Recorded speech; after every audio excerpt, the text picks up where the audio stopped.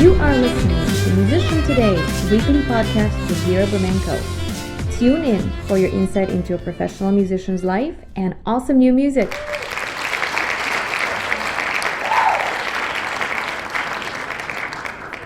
Hi everybody, thanks for listening and thanks for tuning in. So on Musician Today, we have a very special guest, my dear friend, colleague, someone who's been an inspiration in terms of all of his productive creative process, some things that he's done in his film scoring. David, yay, welcome, David Federman. Before we go on, I'm going to read a little bit of a bio like we always do. It's kind of, strange. Like I usually like to say your name after I read the bio, but since you're here, I can't just miss it. Right? So we were a bit late starting today, but that's okay. Things run late sometimes. But there we go. So, are you ready? Born in Canada, trained in Europe, and tested in Hollywood, composer and conductor David Federman brings an elegant musical voice steeped in international flair. David holds a Master's of Music degree in scoring for film, television, and video games from Berklee College in Music in Valencia Campus. So he studied there under Lucio Godoy and Alfons Conde. Hope I'm saying it right, yes? If I did it correct. Lucio Godoy. Lucio, okay, thanks. So he was recognized for his achievements during his master's program with the prestigious Outstanding Scholar Award at graduation. David's experience in Spain was followed by an internship in Los Angeles, working in the studio of composer Bear McCreary. Is that right? Yep. Yes, okay. So, David scored a lot of films, and one of them was short film Ever Blessed, directed by Celine Tai. Haro's New Year, that you're going to hear today, some stuff from that, directed by Alice Shin, and A Simple Act from the anthology Her Story in 3 parts, directed by Camille Hollet French.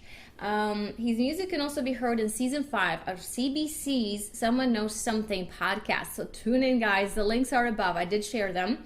Then we also have David has been recorded by ensembles around the world, notably in London, Budapest, New York, Los Angeles, and Toronto.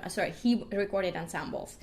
His flight and tribute to Hayao Miyazaki, recorded by 54-piece orchestra under his baton at Air Studios, was featured as part of this special presentation at the Hemispheric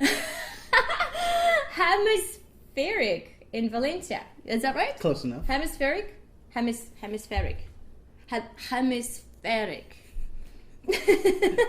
In Valencia, Spain, from January to June of 2015. So we're not even close getting to today. So It's closer than you think. We're not composing, conducting, producing, arranging, or orchestrating. David can be found performing Renaissance and Baroque music at one of the many Viola da Gamba in recorder. In 2009, he was appointed the music director. 2019. We honestly just rushed from downstairs because we thought we were late. So he was appointed the music director of the Rosewood Consort, fueled by his love of early music and historically informed performance. So you can actually check out their performances and what's happening in the link that I've shared as well. David is active in educating filmmakers about the art of practice of film scoring and the process of collaborating with a composer. And he actually teaches a seminar that has been held through Actor Toronto, Raindance Toronto, and Sheridan College. So there you go, guys. You can actually learn about the process of scoring and communicating with filmmakers to make your process more efficient. So we'll talk a bit more about that today as well. If you're interested in arranging a care and feeding presentation for filmmakers in your area, you can contact David. And you can find him on his website, federmusic.com, SoundCloud/FederMusic. It's FederMusic with a K at the end. So links in her bio. Yeah, links are all there, and I'm going to be sharing more. Then rosewoodconsort.ca if you would like to see the Renaissance performance. You can find him on Facebook at /FederMusic, LinkedIn /FederMusic, Instagram FederMusic, Twitter, Better music. Okay, guys, today's gonna be a chill podcast. I'm not gonna say my words. I'm gonna have everybody do it for me. So, okay, let me just move this dot a little bit away from you so we can see you better. Okay, so I don't get to hide. Yeah, You don't get to I hide in don't know, today's yeah. podcast. So, welcome, David. Thank you for such having an me. extensive bio and such a vast amount of music. So, I've been at this for a little while. yes. So, how can you say what do you do? How do you manage like your busiest days when you're actively working on a project? Yeah, I manage my busiest days actually by being very intentional about the hours that I'm working. So I've I've come into a rhythm that works for me. I'm more of a night owl. So I like to get started in the afternoons. I like to work through the evenings, and I'm usually pretty good at clocking out around midnight, so I have some time to unwind and decompress before I get a good amount of sleep. Excellent. So that's true. Like, whenever you have something important happening that you have to kind of fit into your day. I just read your article on scoring John Lives Again. Yeah. And you said that you're working on a 33-hour day. I feel that sometimes, like, I need 33 or 36 hours in a day too, right? So let me explain a little bit about that. So this was an exception to that work set hours and get a good amount of sleep thing. So to back things up a little bit, in the master's program at Berklee College of Music in Valencia, they trained us really hard in the art and practice of juggling multiple simultaneous things. And doing things really well under a very small amount of sleep. So I would go through weeks where I'd have 4 or 5 consecutive 20-hour days. So I'd be 16 hours on campus and then going back for more the following day. And it got to the point where my program director, Lucio Godoy, was telling me, David, you have to sleep. And I said, but then the work isn't going to get done.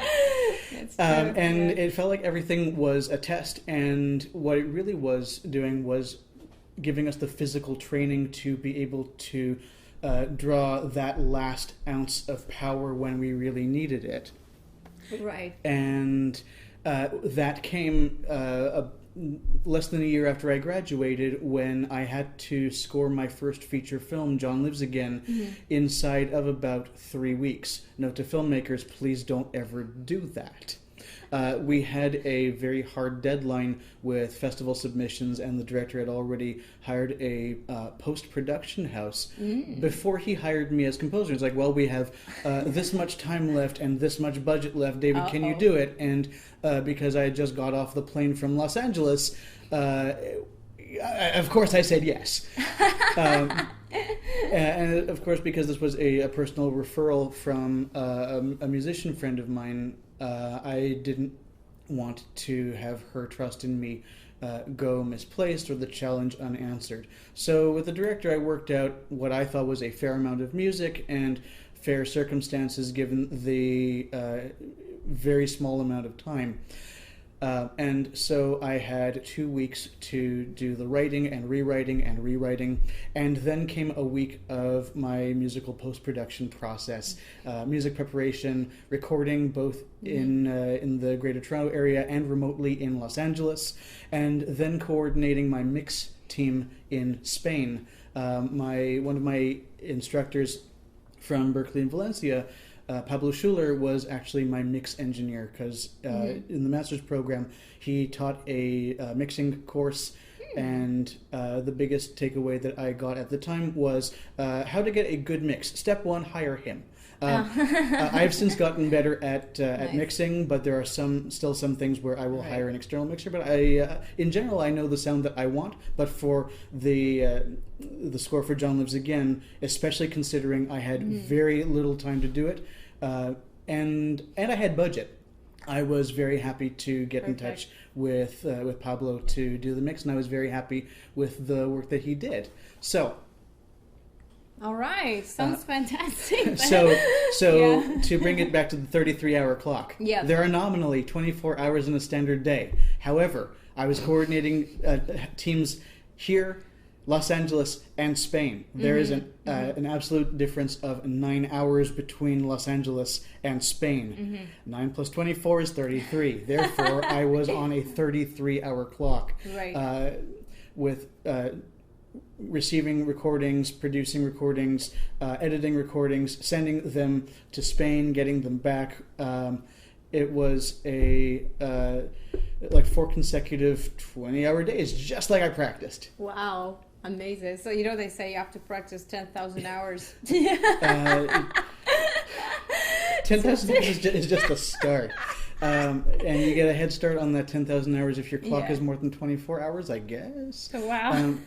But subsequently, I want to believe that I've gotten better at impressing on my collaborators that this is a process and it does take time, and you need to schedule things appropriately. Especially, I mean, there is a trade-off between how much money are you going to give me to hire a sizable team to do the job that you want, and how much am I going to have to do myself, and how many hours per day can I viably do things, and it all balances out. So fortunately, it all depends on the project and the needs of the project. Some projects I end up doing a lot of live recording, some I do none.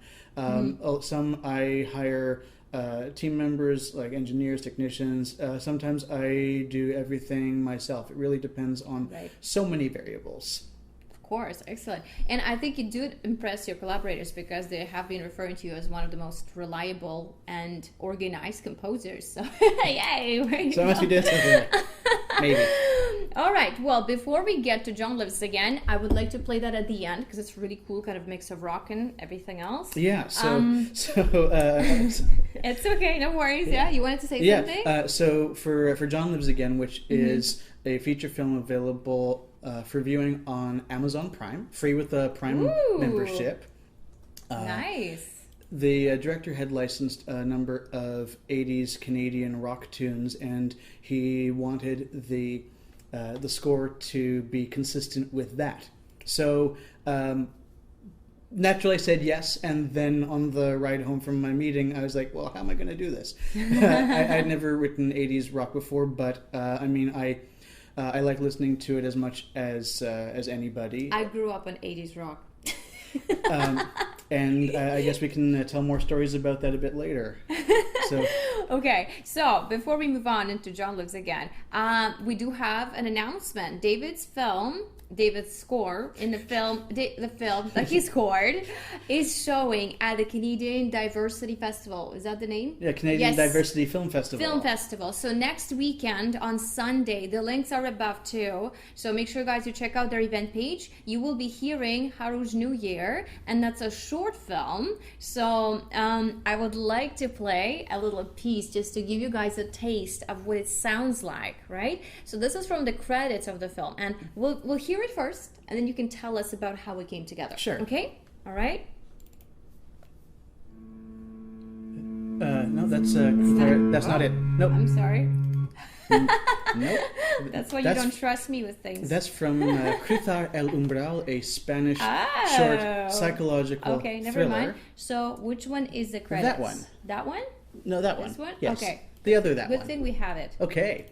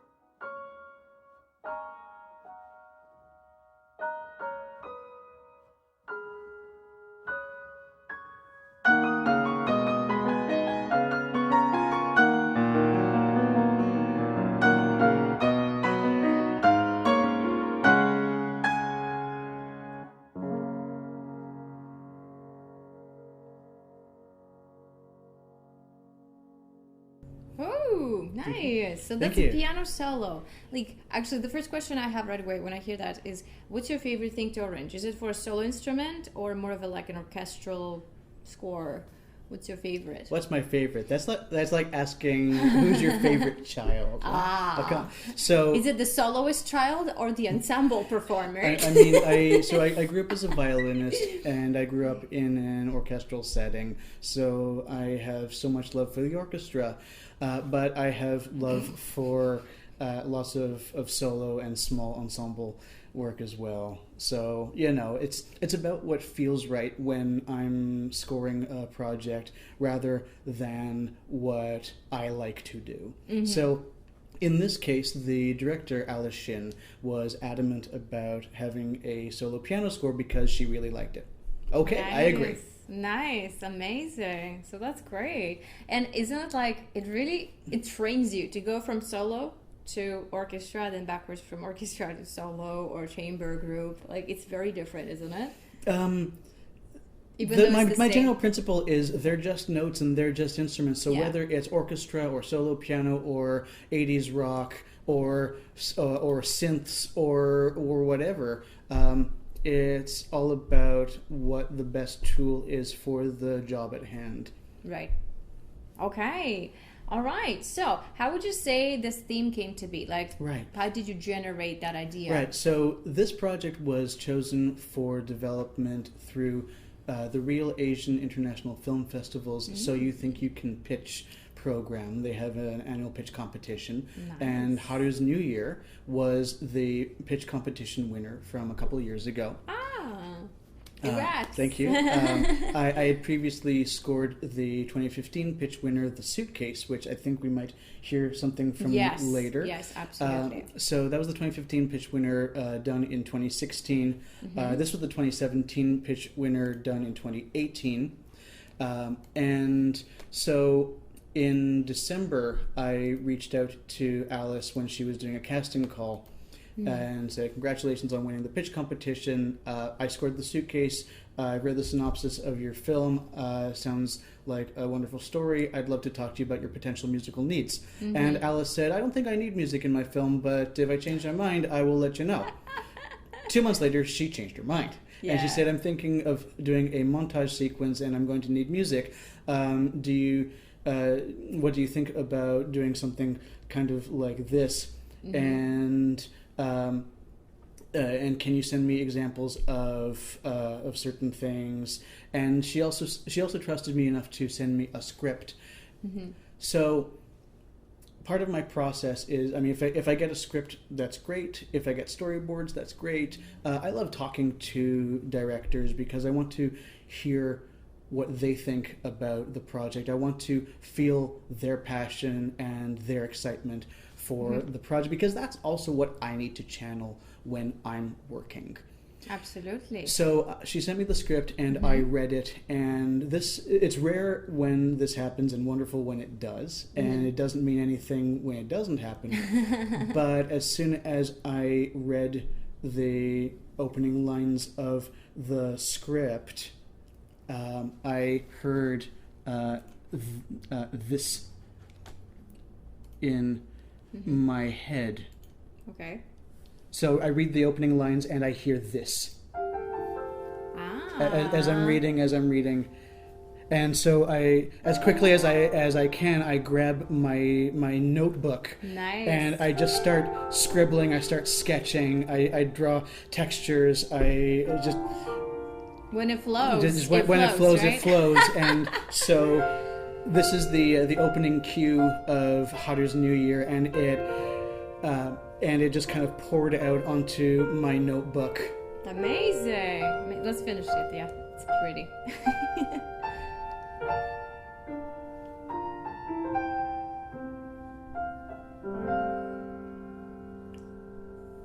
So you can hear the genesis of what you heard in the ending credits cue, which is a couple statements of Haru's theme. And so by the time I was a couple read-throughs done the script, I had this page of musical spaghetti, and Nice. then I set to work in my audio workstation trying to make it a bit more coherent and holding it in reserve for when Alice would want to hear something.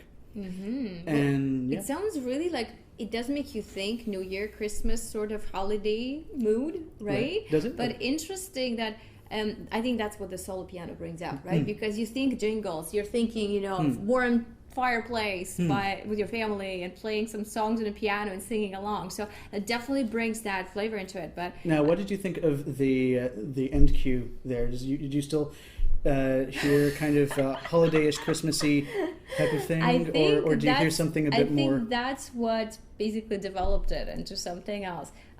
So haru means spring in Japan, and that's one of the main things about this character. I wanted to try to capture the essence of the character Haru. She's curious, she's young, she's naive, she's freshly arrived in Toronto. The story is about her first few days in Toronto, having just arrived from Japan, and the struggles that she makes on her first days of school, getting adjusted and going through culture shock and homesickness and a whole bunch of really deep things. And so, but there's also that spark of hope about her. I think we can definitely hear that. Yeah.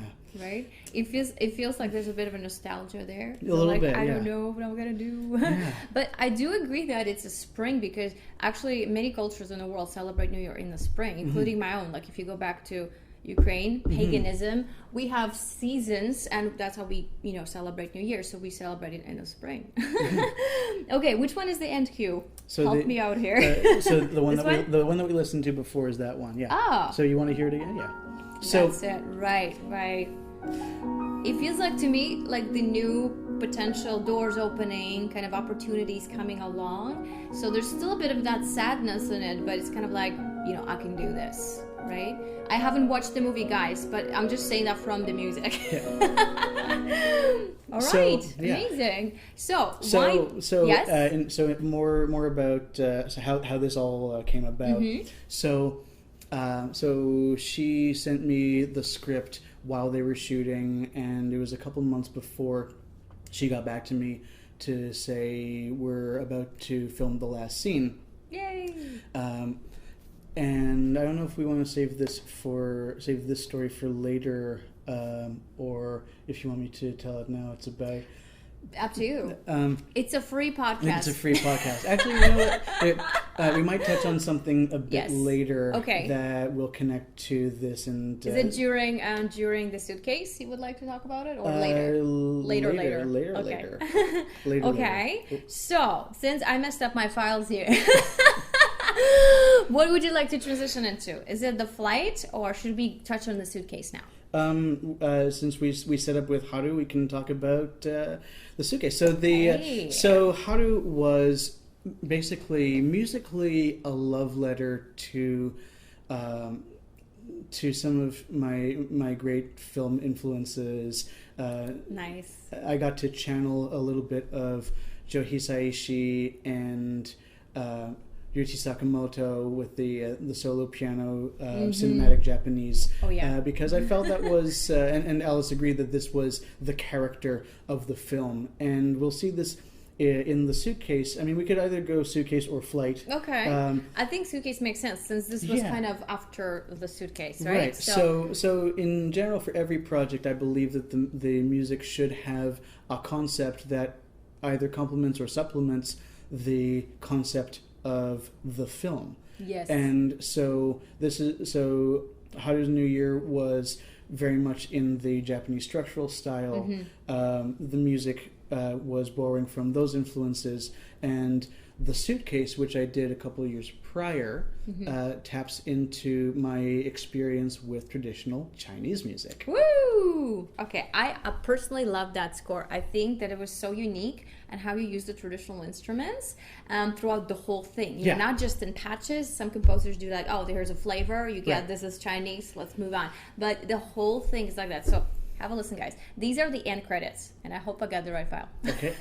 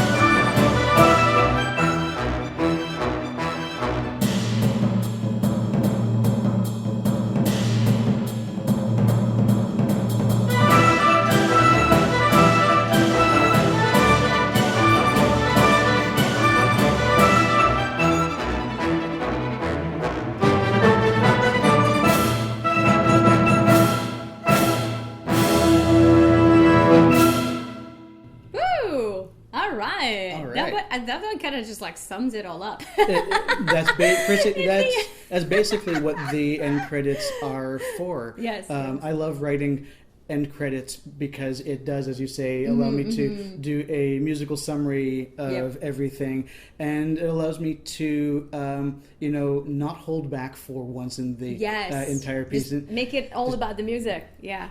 Well,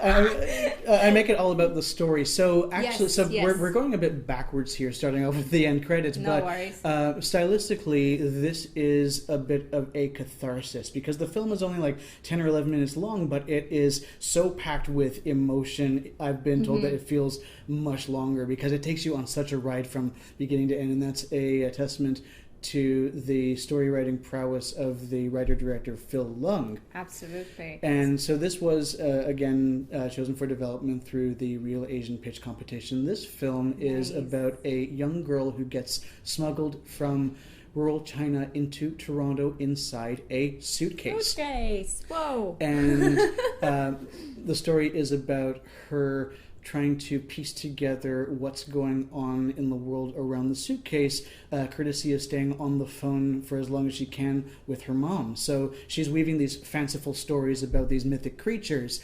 transporting the suitcase. We're traveling on the backs of pigs from the farm to a giant cannon that's going to shoot you across the ocean, that sort of thing, trying to keep her calm. And these fanciful sequences are... They're animated, so the film is half live action, half animated, and the animated sequences reflect the movie in her mind. So my approach to this score was, how do we score the movie in her mind? What is the soundtrack that accompanies the movie in her mind? And so this is, what would she have known in the in rural China growing up? And we could have gone in a couple different directions. But we settled on traditional Chinese music. And so what you heard in the end credits cue was a large version of the main character's theme, which we hear for the first time a few minutes in, and that's on the backs of pigs. Okay. I knew you would want me to play that one, but so, somehow I didn't prepare it. That's okay. Okay, so we're going back here. Is it this one? This one? It is. Yeah. So okay, let's listen to this one. Yeah. This one's really fun. So see if you can.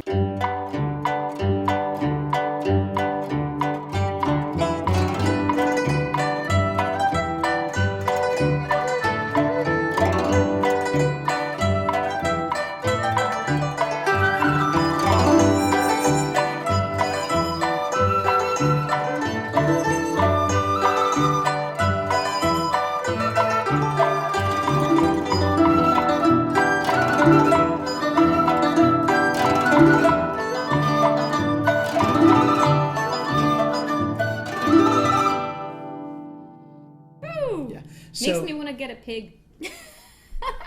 Can it fit in your apartment? We can have pets. Maybe next apartment. Maybe I'll your get next a pig. apartment. That's it. Right.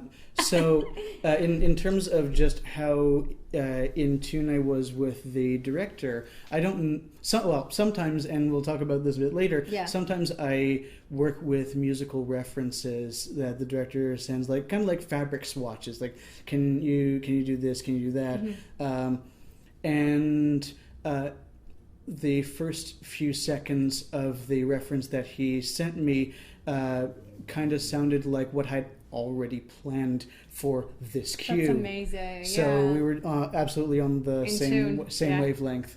Cool. I love it when that happens. Yeah. It's like, yep, I'm way ahead of you. It's like one time I was thinking of calling you and then you called me first. Or vice versa. It's the same thing. It's like that sometimes. Awesome. Well, I also very much like the one where Mother's Farewell. Mother's Farewell. Right. Can we play that cue? Yeah, sure. Okay. So do you want to... Yeah.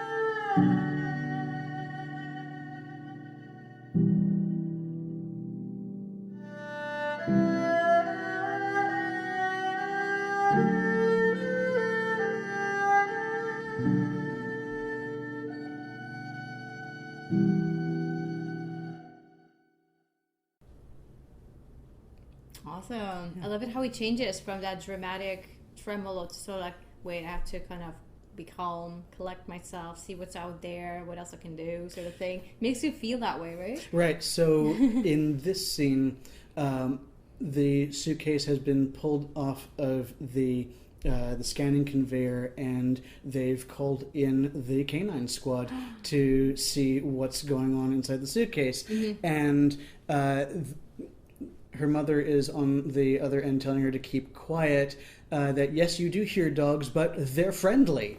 They're really saying, I wish I could go on adventures like you, but she has to keep really, really quiet. Oh, wow. So when the director and I were talking about the music for this portion of the scene, we were going back and forth about playing it one of two different ways. One, to try to play the calmness in her mother's voice, or what you ended up hearing was amping up the tension to prove that her mother is lying through her teeth about this. And so in recording and mixing this, I got the microphones really close, and I amplified some of that close scrapiness, especially in the good jump. Yeah. Just so that we could feel the dogs practically breathing down her neck. And then in the latter half of the cue, we take a step back, and this is the moment where her mother says goodbye, and the rest of the journey continues. So in the first half, we hear a minor version of Joure's theme, and then in the second half, we hear the journey theme for the first time, and that carries us through to practically the end of the film.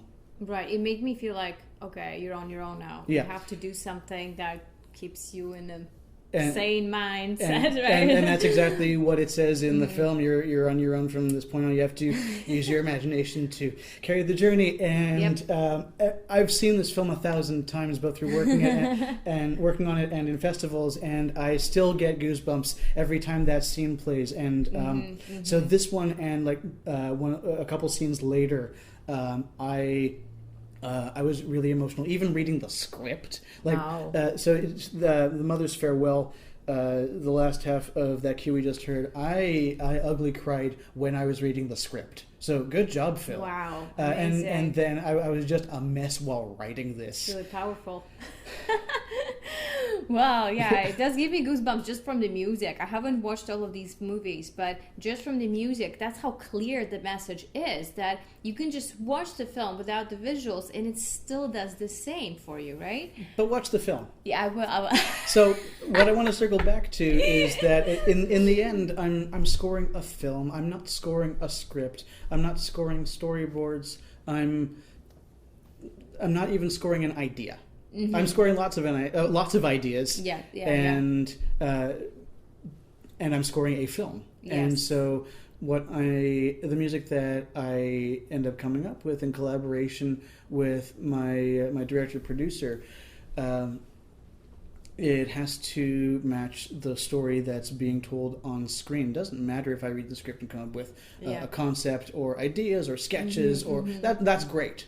Yeah, it's a part of the process. But it's only a part of the process, and I've gotten it completely wrong because I've made inferences from scripts, and I'm trusting that it's going to be filmed a certain way and edited a certain way, and it isn't. And so I have to change my concept to go in line with the concept that has actually been filmed. So the bottom line here is you have to speak to the director. You have to speak to the filmmakers to make sure that you're on the same page. Absolutely. Right? And that's why you host your seminar. Yeah, well. So are we segueing into that now? We can. Yeah, we can absolutely dive into that. Why not? So in 2017, I worked with 4 teams in Actor Toronto's Shorts filmmaking residency. Every year, Actor Toronto has a filmmaking program for members of their Young Emerging Actors Assembly, or ACTRA, yeah, for sure. And this program enables members in this division, people with a camera age of 17 to 30, to make films. That's and great. so these actors get to produce and in other circumstances write, act, and direct as well sometimes. In 2017, all of the people who I worked with were multi-hyphenate. So I think they all wrote, they all produced, and they all acted. Some of them even directed as well. And these producers were making films for the first time. And I love working with first-time filmmakers because I love making a good first impression on what this film scoring thing is all about. Right. That being said, even though it was a gratifying experience to work with these brilliantly talented people, I also had the opportunity to answer the same questions over and over again, and watch them encounter the same situations over and over again. And by the time I did this about 3 times, I started wondering there must be a better way of doing this. Yes. Turns out there wasn't, so I wrote it. Amazing. And so I started basically as soon as I finished the writing season on this. So this was scoring 3 films in as many weeks. The 4th one ran out of time. I started jotting down what are the most important things that I wish these producers would have known going into this, and it kind of took off from there. So my goal is to demystify a lot of our processes. The goal of the seminar, the care and feeding of your composer, is to educate filmmakers on the art and practice of film scoring as they need to know it. It's about how to make the most out of your collaboration with your composer, how to communicate with us, heck, how to find us. Yeah. And don't just get anyone, get the good ones. and there's a section of the seminar that actually discusses what to look for in hiring a composer. But we start off with examining the concept of what is film music and what does it do, what is it for, why do we have it, and most importantly, do we need it? There is no clear answer anymore. And whether you do, whether you don't, what kind of music you have, I want the filmmakers to think critically about that. Depends on the project, right? It absolutely all depends. yeah. It depends on the project, and there are no givens. Yes. And It's like Hans Zimmer said, I know for sure that when I start off the project, I don't know how to do your movie. It's a blank canvas. Yeah, he's Masterclass. So it absolutely is a blank canvas, and I love involving the director or producer in these creative decisions because it's their project infinitely more than it is mine. So I'm just an ingredient, and I need to make sure that my ingredient is mixing in with all the rest. That's why I'm so big on concept, and I have long drawn out, hopefully thoughtful conversations with my collaborators to that end. And so once we examine the concept of what does film music do, how do I use it, what's it for, then we talk about the process and the fact that it is a process and not just an event is blissfully news to a lot of people. So there's a lot that goes into it. There's a lot of work that goes into it. And then I explain what goes into the process, including how much time the various stages of the process take and how much it's going to cost. Yep. And I explain many of the variables that go into determining the time and the cost of projects. So like if you are going to need if you're going to need more music, then that's going to physically take more time to write. Yep. More work. If you're going to need more live recording, that's going to take more time and money. I encourage my collaborators to make decisions from an artistic lens rather than strictly financial, but these are all interrelated. Yeah. So we have the concept of do I even need film music? What's the process? How long does it take? How much does it cost? And the most important one, I think, is how do we communicate? Because the first thing that almost every collaborator that I've ever worked with has said to me is, I don't know how to talk to you because I'm not musical. Or some variation of, I don't know what I want, but I'll know it when I hear it. That sort of thing. So if that sounds like you or someone that you know, you should definitely arrange a seminar. Oh, yeah. And so I equip the filmmakers in the seminar with the tools for mitigating that and helping them realize that, in fact, it's more helpful if you refrain from trying to speak to me like a musician and speak to me more instead like, at bare minimum, a member of your storytelling team, because that's what I am. Exactly. Talk to me about story, talk to me about emotions, what you want your audience to feel, and how the music can help with that. And sometimes the answer is music, sometimes the answer is sound design, and sometimes the answer is nothing. Silence. Silence is golden, awesome. duct tape is silver. It's part of the music, right? Right. I mean, It belongs in there. It's part of the atmosphere of the film. Absolutely.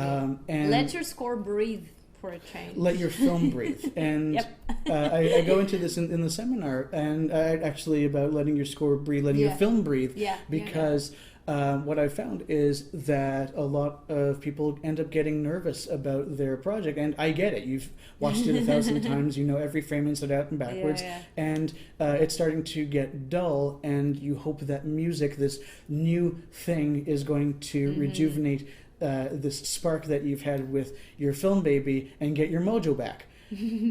And so that can often lead to wanting to smother the film with music because you're so used to hearing it without, and music is at this state, at the end of the process, and the post-production process, when you are tired and limping towards the finish line, music is new, music is shiny, and music can help.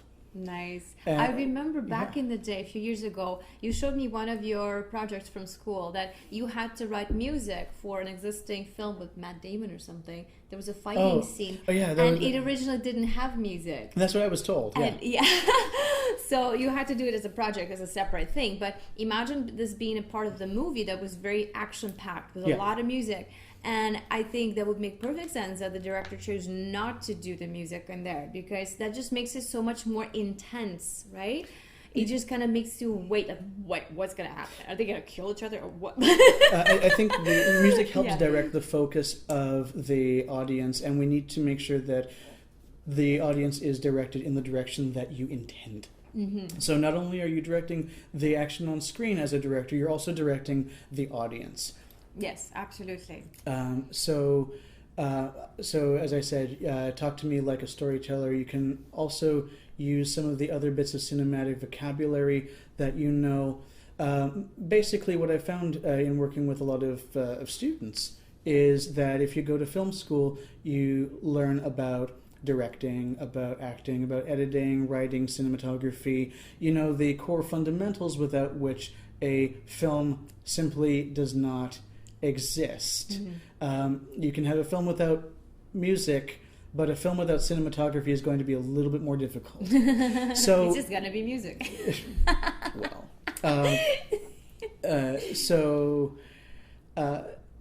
If you go to film school, you develop the shared vocabulary with your other collaborators, and music is regarded as this other discipline. And so the seminar is hoping to fill in the gaps of everything you were never told about film music. That's amazing. So hopefully equipping people with the tools to be able to communicate effectively with their musical counterparts. That's fantastic. How can they book the seminar with you? Can they contact you via your website? Yes, you can contact me via your website.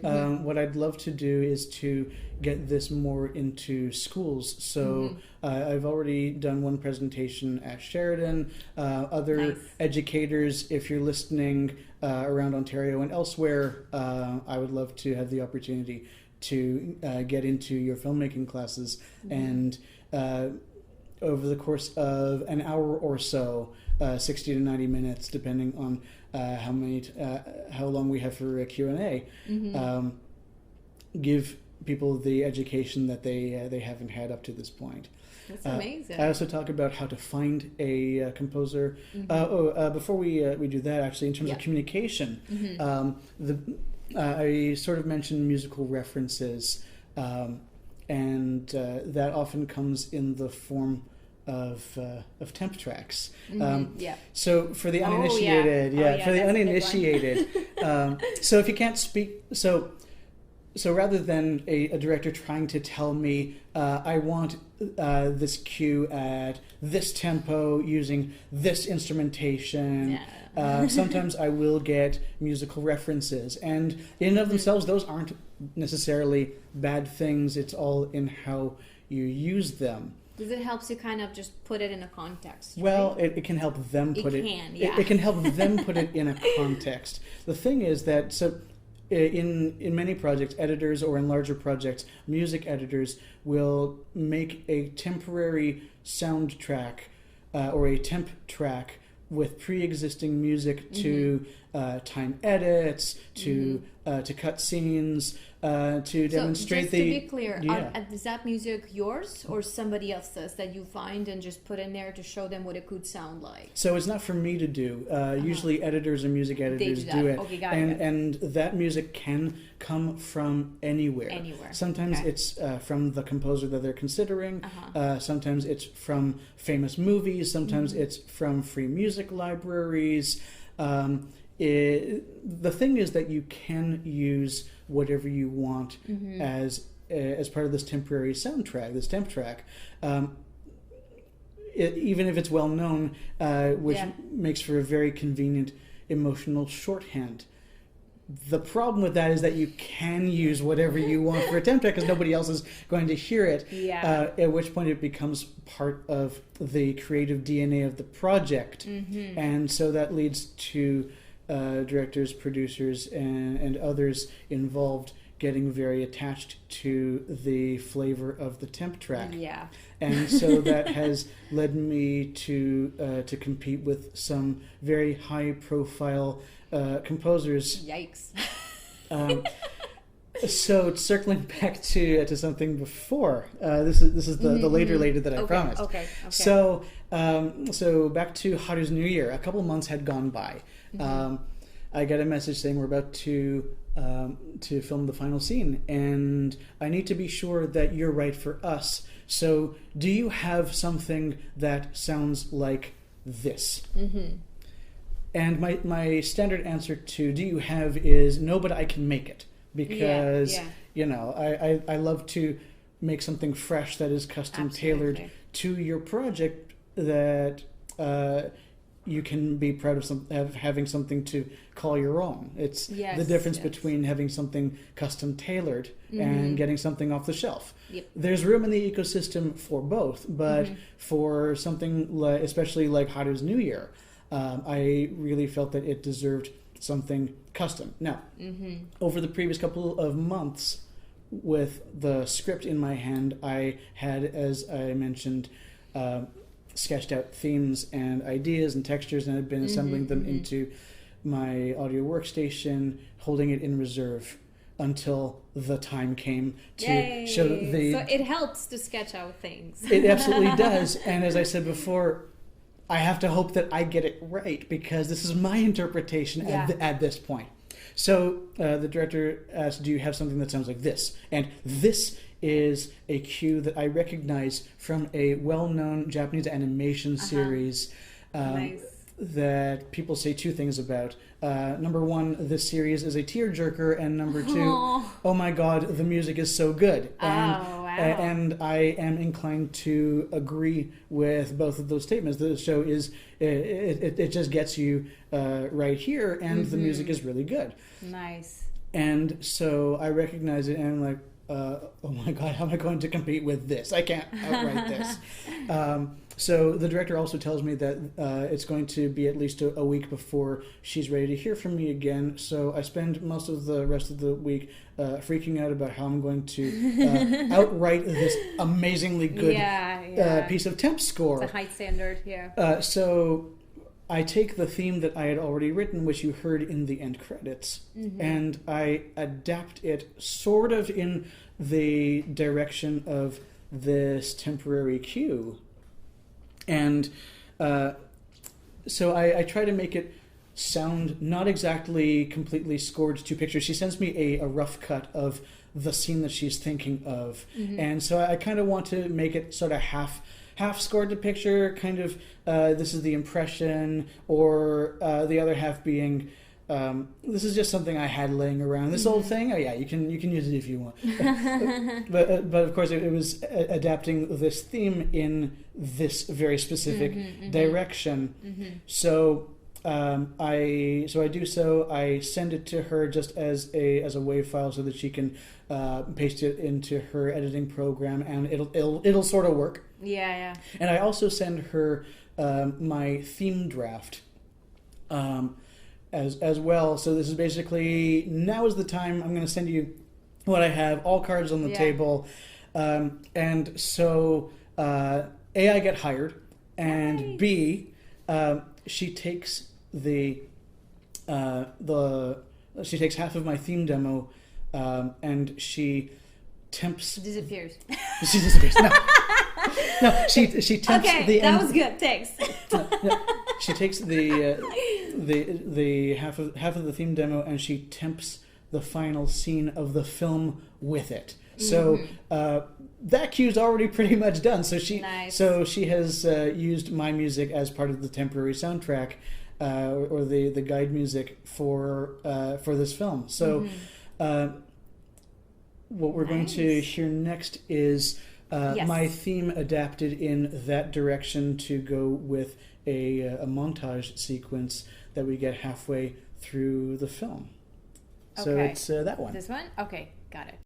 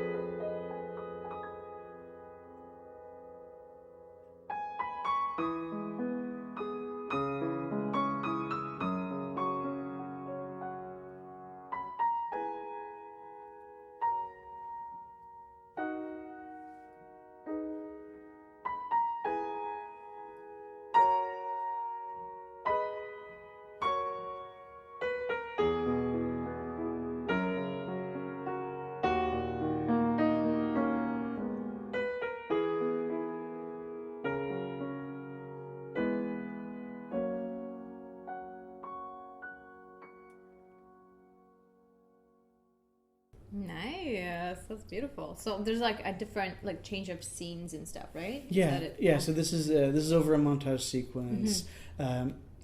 It's well, tell me what you're inferring from Well, I'm this. thinking that probably the main character is seeing like different parts of her life at that stage. So, like there's some crowds walking by, she's kind of like alone and isolated, and then there's something else, and then there's her like developing sort of more social connections, and I don't know. I haven't watched it, but that's what I'm feeling. Okay, from well, this. you'll Like, have to come. there's a change from this kind of like solitude towards, there's hope for my life here. Are you sure you haven't seen this film yet? So That's from your music. Well- You're telling me the story. So. Well, I guess you'll have to come out on the 11th to the Canadian Diversity Film Festival and go ahead, take a guys, check it look. out. You too. I'll try. Do your best. I have more guests to interview.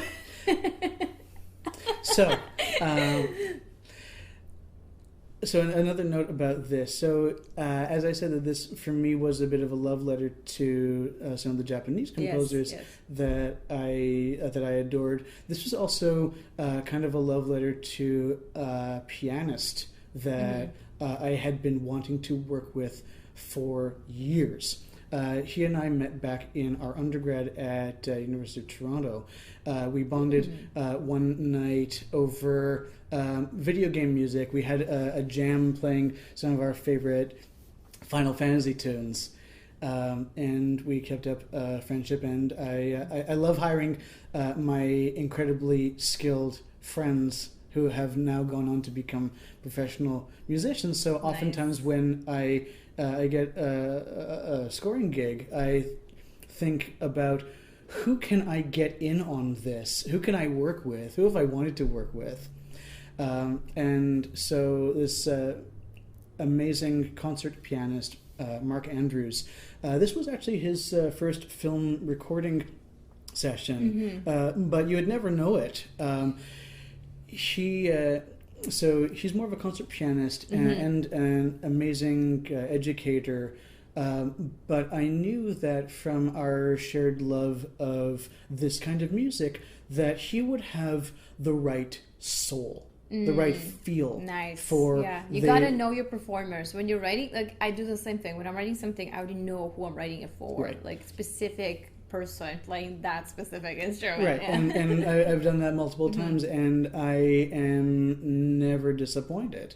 And so, you write for musicians, you don't write for instruments. Yeah. Because really, I could have gotten any session pianist that I wanted, but I specifically wanted Mark Andrews for this score because, as I said, I knew that he had the right feel for this. He would be able to interpret it exactly the way I wanted.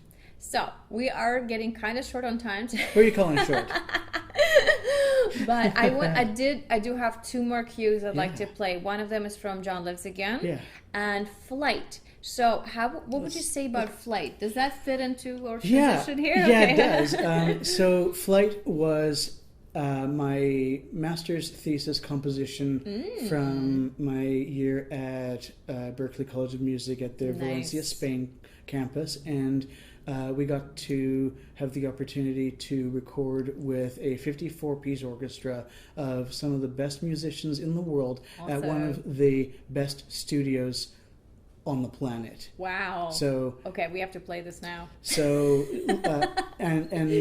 when I later looked at who was in the lineup, I recognized some of the names of the musicians from their performance on film scores that I love. So later realizing that I had some of my film scoring heroes under my baton, that was just the icing on the cake. Wow. So this amazing. was meant to be a tribute to Hayao Miyazaki. I cobbled together an anime music video and wrote this for that. Wow. Okay. Let's hear it, guys.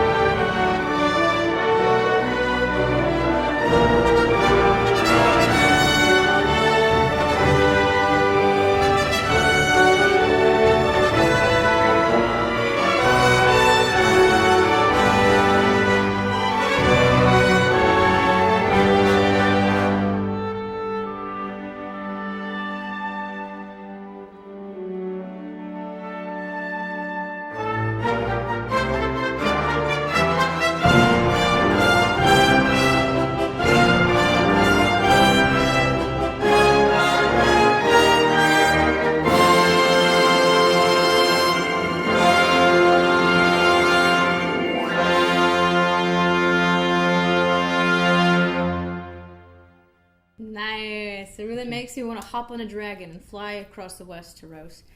Something like that. I can totally feel that, like you're rising, and there's the horizon, and then everybody looks like ants.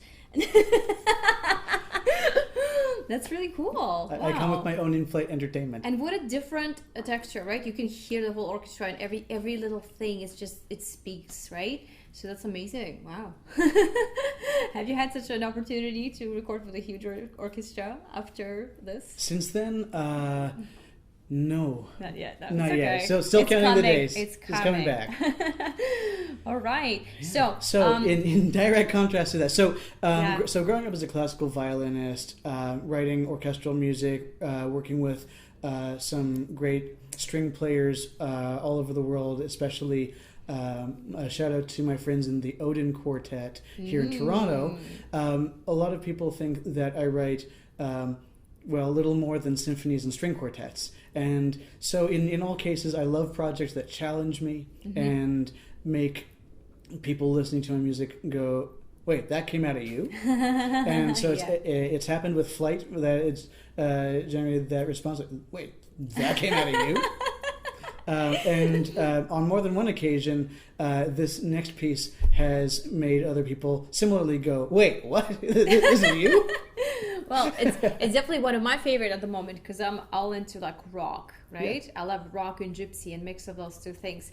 I feel like this is something that, by the way, if you guys never knew, David and I have written a musical together in the past. We haven't produced it or anything, but when we were writing that story, this is kind of close to what it would sound like in the end. Well, maybe for a couple of things. Yeah. I think Vera was surprised It was a parody sort of. Yeah, well, I think Vera was surprised to learn that in addition to the traditional orchestral stuff, that I also had apparently classic rock chops. So, wow, I know. so these are the end credits. End credits for John Lives Again. For John Lives Again, romantic comedy. The one we started with today. When we started talking about it. Yep. Okay, ready? Here we go.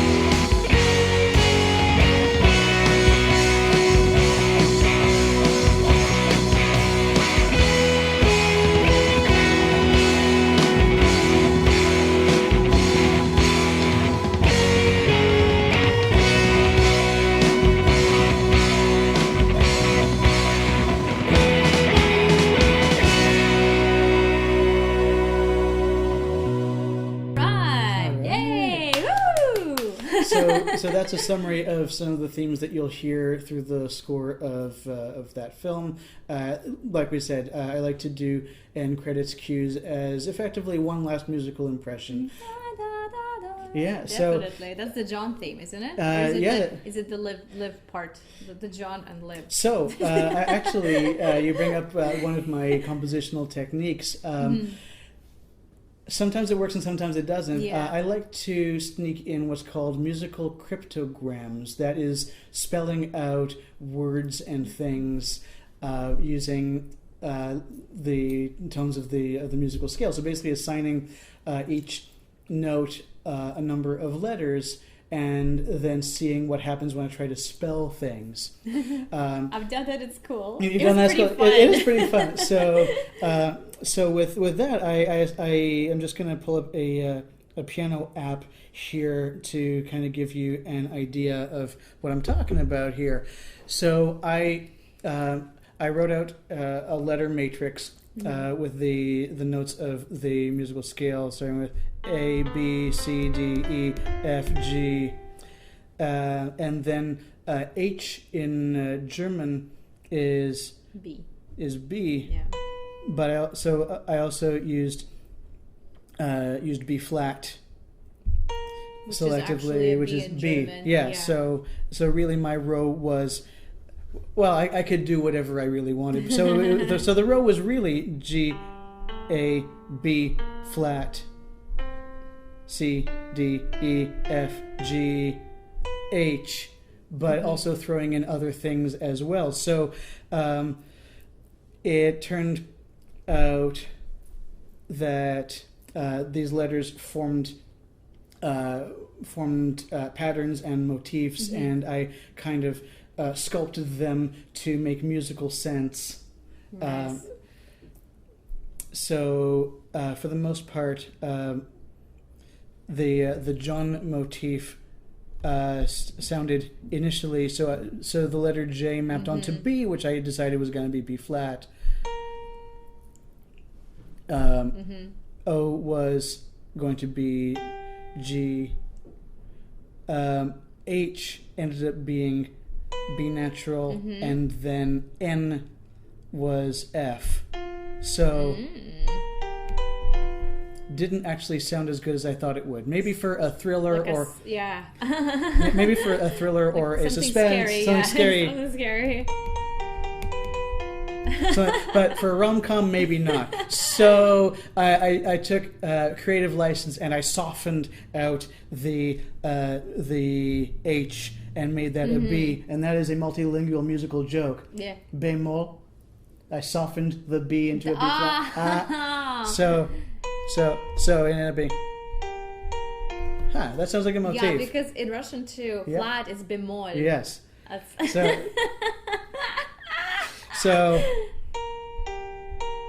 cool. And so you still took your whatever generated with the mathematical sort of processes. You then still make a decision to kind of change it to feel right. Right. It's a combination of math and logic, which I call magic. Okay. So again, or the word again. So A, G, A. I also mapped onto A, and then N, as before, was F. So so you run the two together, you get John again.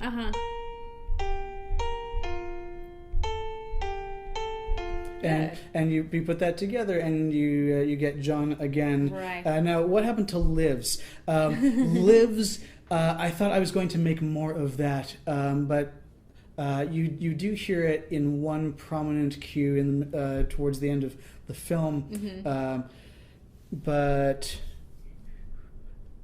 I think lives was something like that, because S is E flat. So nice. I think it was this, where L mapped onto D, I was A, V was F, and then I decided that S was going to be S, E flat. Cool. And because so you got a group. ES is E flat in German too. Yeah. So you got John. You got a groovy kind of chord. And so.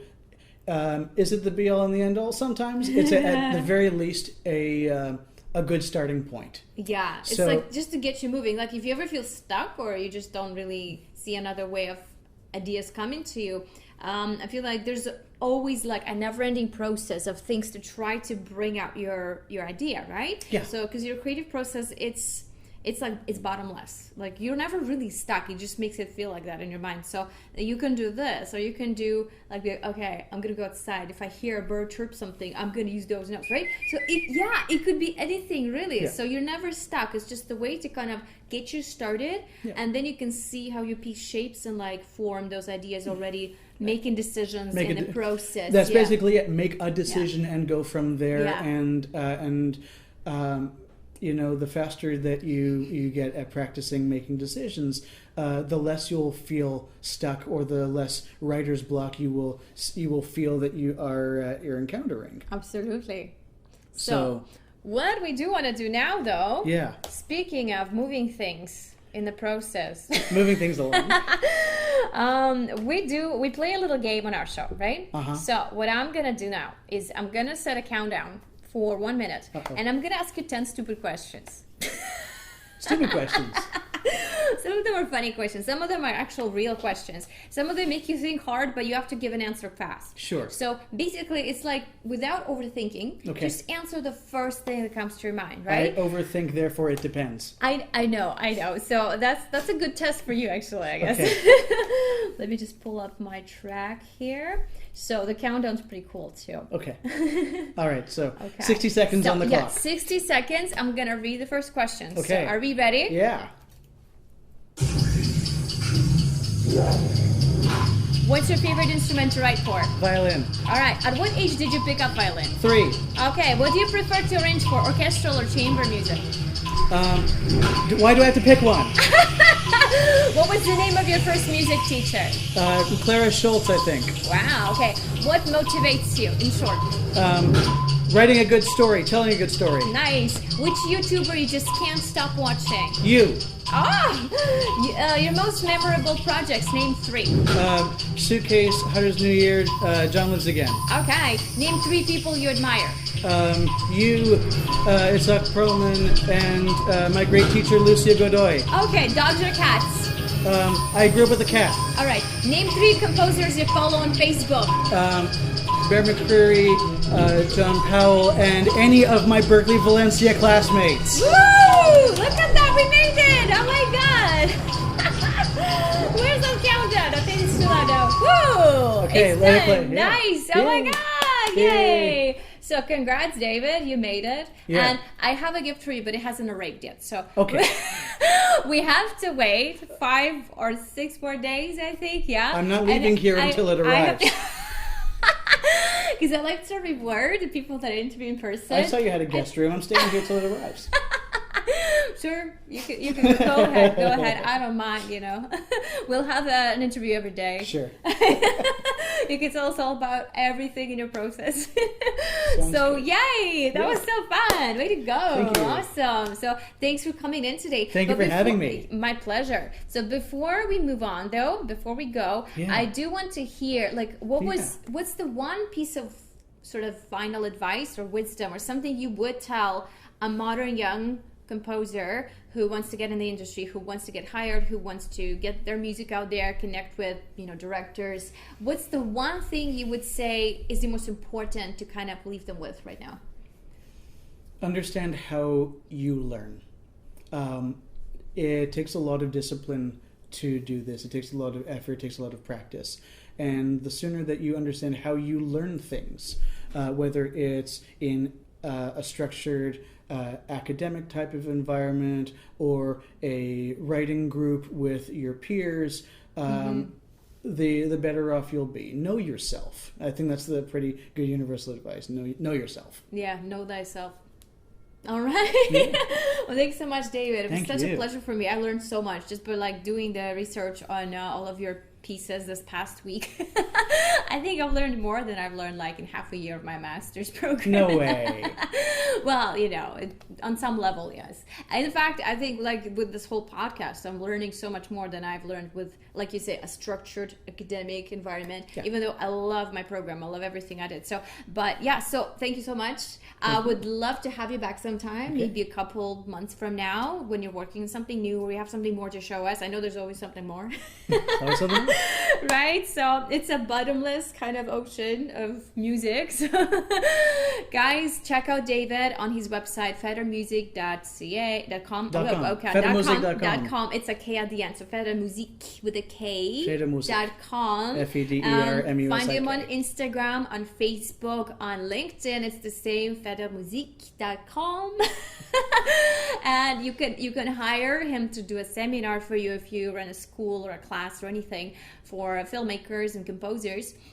Absolutely book him for that. He's amazing at breaking down the process, as you've seen today, and such awareness of everything that's happening, all the moving parts in it, all the solid parts in it. So I think he's an amazing person just to have and talk to, and you will get a whole new perspective on everything that you have to accomplish.